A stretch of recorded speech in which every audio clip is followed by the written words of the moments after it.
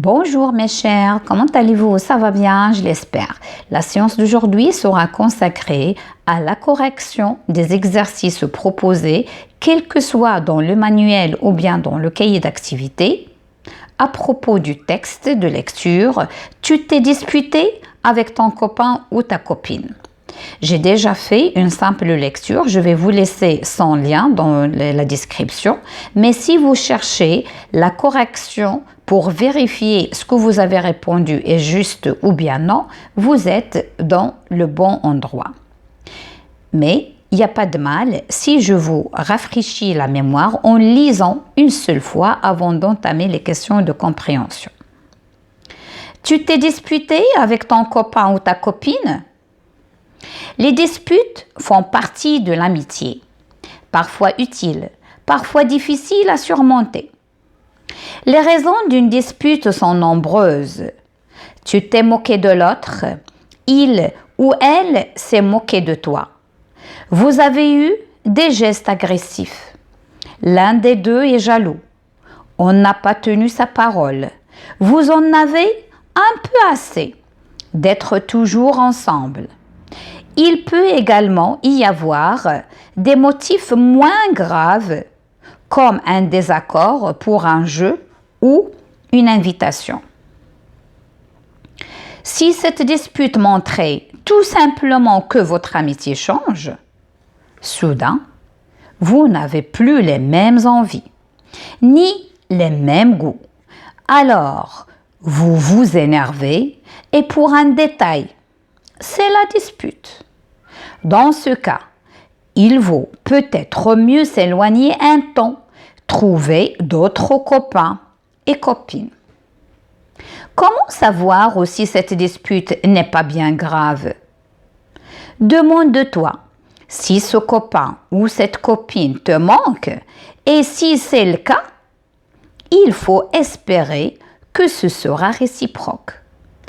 Un petit geste comme s'excuser ou un coup de téléphone peuvent vite tout arranger. Il faut oser et ce n'est pas toujours évident. Un mot pour toi. Pardon. C'est d'accepter, d'effacer les paroles ou les gestes qui t'ont fait du mal pour que l'amitié continue comme avant. C'est parfois difficile.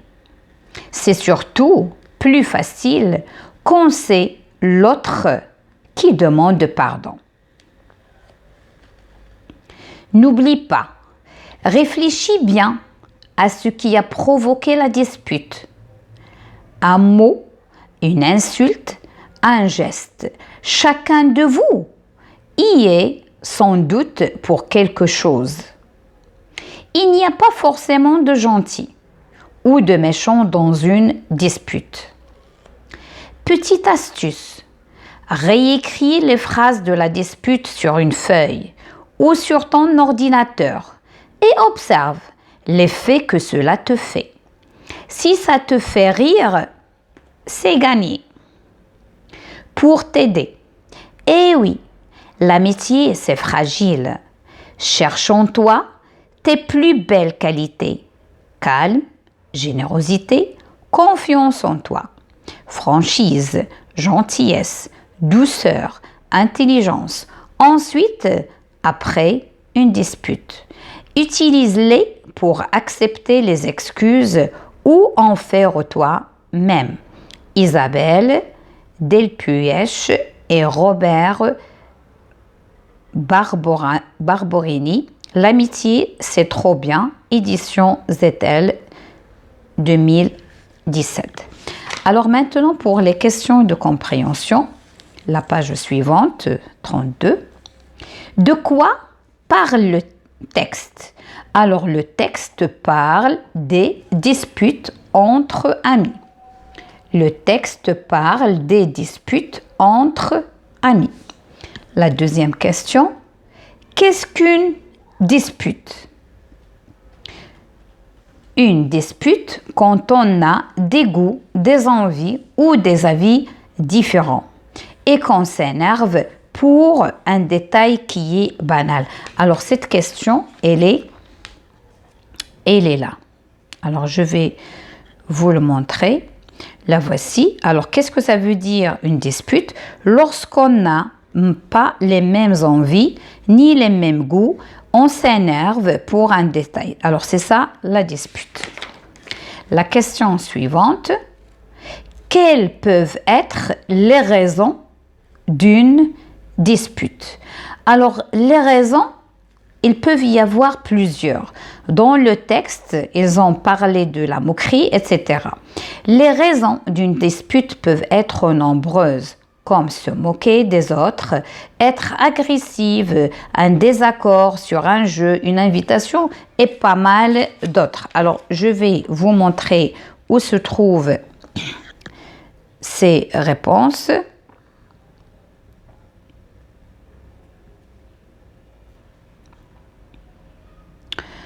Alors, il peut y avoir des motifs moins graves, comme des accords pour un jeu, une invitation. Là, se moquer, être agressif, des gestes agressifs, être jaloux, ne pas tenir sa parole.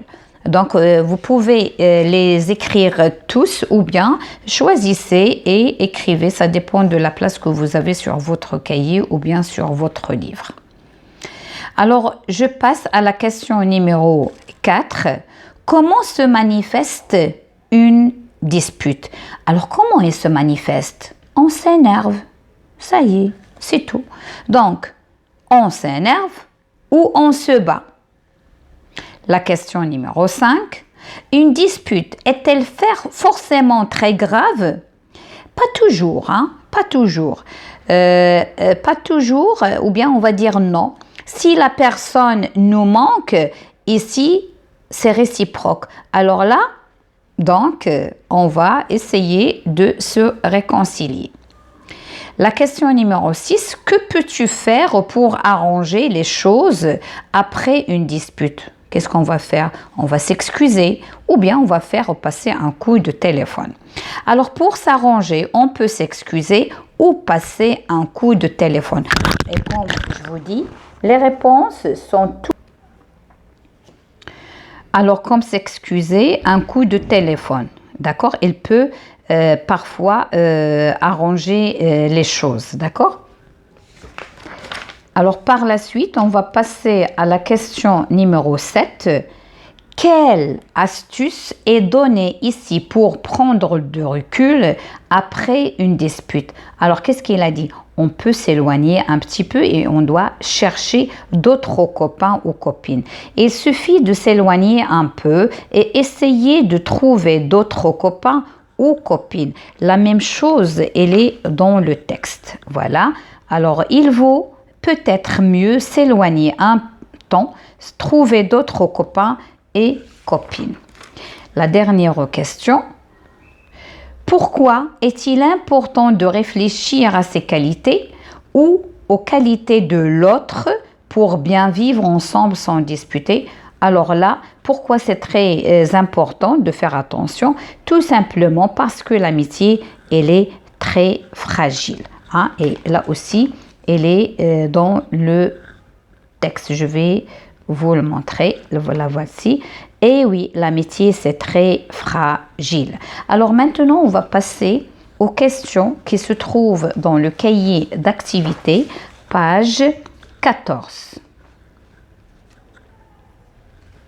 Alors, la première question, pourquoi est-il important d'avoir des amis? Alors, il est important d'avoir des amis car on peut partager plusieurs choses ensemble. Donc, il est important d'avoir des amis car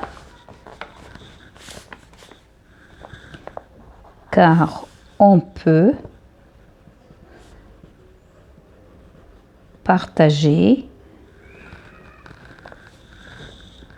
partager beaucoup de choses. Et le bonheur, il vient après le partage. Hein? Le bonheur, c'est de donner et non de prendre tout le temps. La deuxième question, comment peut-on se faire des amis? Alors, on peut se faire des amis par de nouvelles connaissances. Donc, on peut se faire des amis par de nouvelles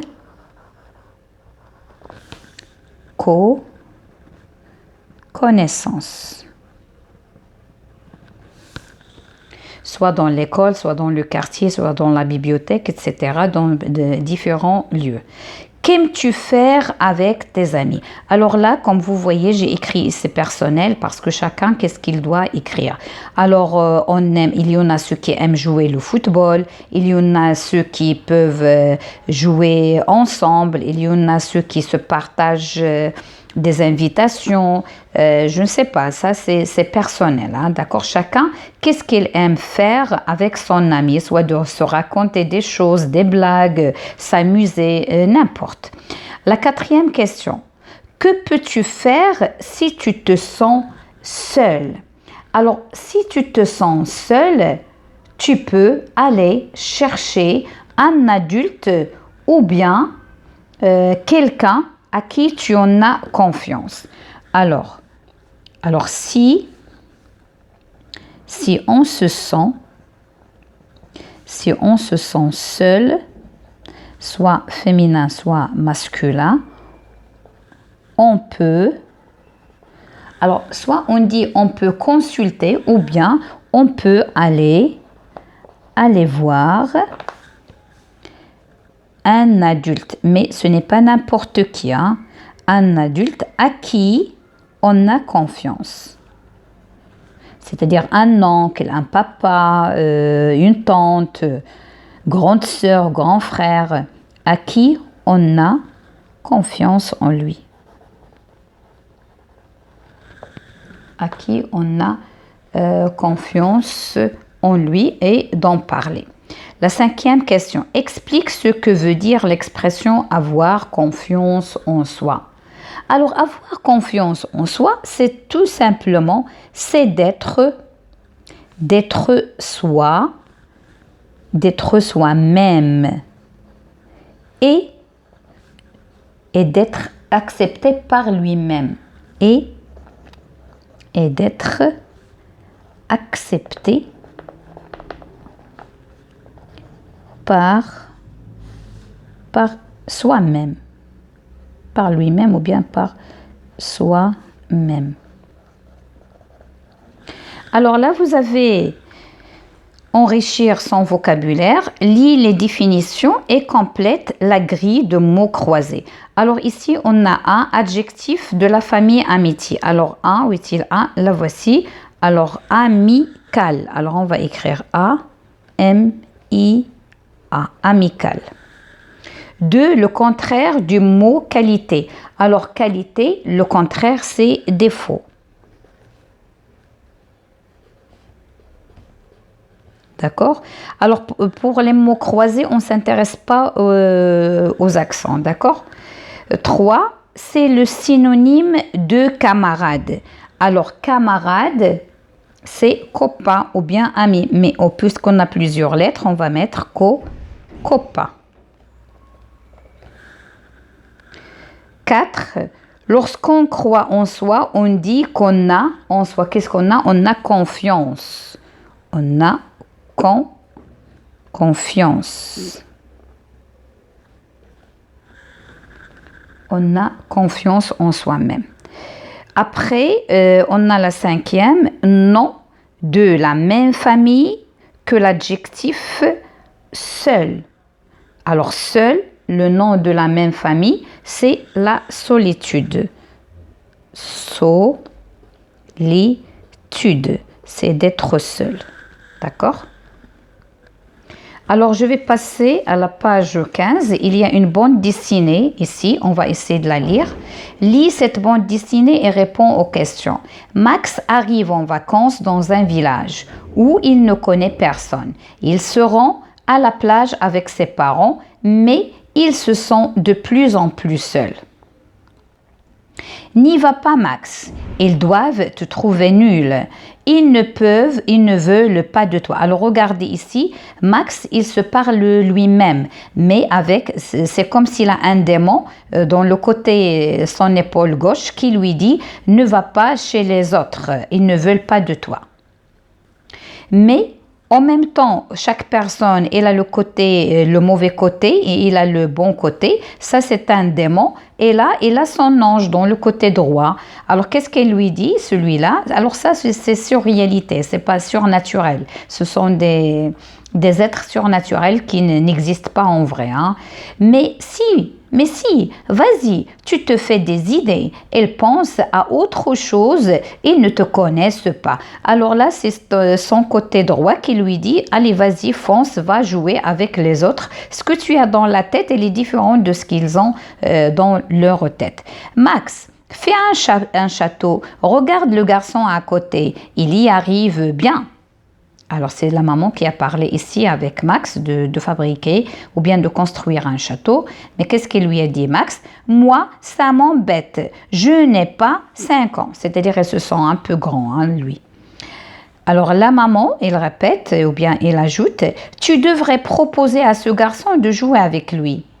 Tu veux que je demande à sa mère? Ah non, plutôt mourir. Alors là, il est trop timide. Regardez son visage, il est devenu rouge. Hein. Il ne voulait pas. C'est honteux pour lui. Laisse-le. Tu vois bien qu'il préfère jouer seul. J'étais comme lui à son âge. Alors là, c'est le papa qui défend son garçon ou bien son enfant. Les enfants sont en train de jouer, il n'y a pas de problème. Oh, pardon. Pas fait exprès. Je vais te le réparer. Donc, il y a un garçon, ou bien Max, il a shooté le ballon et a fait détruire le château de sable. Non, laisse, ça ne fait rien. Mais si, vas-y, Max. Nul ce truc. Excuse-moi, je vais le réparer et puis je m'en vais. Mais tu aimes ça, les châteaux? Oui, bien sûr. Moi, ça me casse les pieds, mais je ne sais pas quoi faire d'autre. Moi, c'est pareil. J'aimerais bien jouer au foot avec les autres, mais je ne les connais pas. Et toi? Non. Et puis, ils n'ont besoin de personne. Bon, on va se baigner? Non, elle est trop froide. Moi, je vais les regarder jouer. Je viens avec toi. Alors, comme vous voyez ici, au début, Max, il n'a pas confiance en lui, mais après, il a vite fait un ami. Alors, que ressent Max en arrivant à la plage? A-t-il confiance en lui? Alors là, on va dire Max, il se sent seul,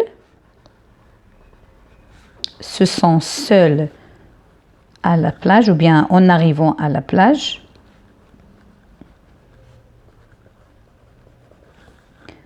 En arrivant à la plage. Alors, qu'est-ce qu'on va dire? Ah, il n'a pas confiance en lui.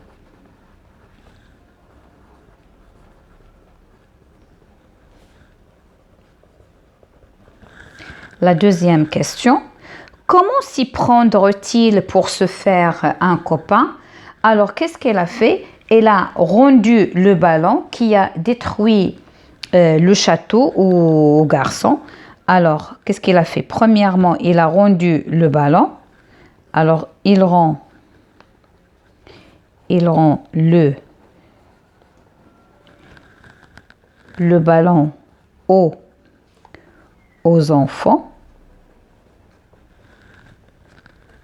Aux enfants qui jouent au foot.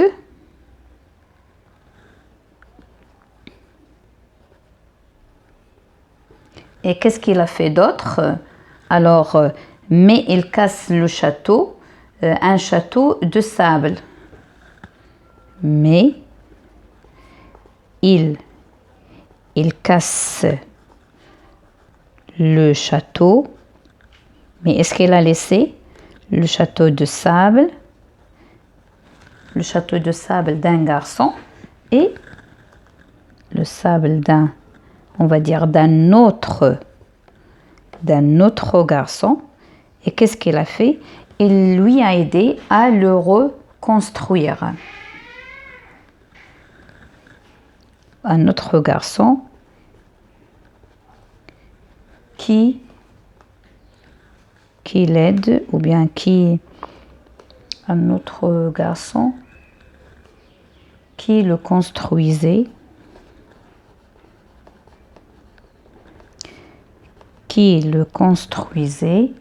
et devient copain à lui. Et devient un ami ou un copain avec lui. Donc c'est facile d'avoir des amis et des copains. Il suffit uniquement un peu de courage. Alors mes chers, je viens de terminer cette séance et je vous donne rendez-vous à une autre prochainement, Inch'Allah. Merci pour votre suivi.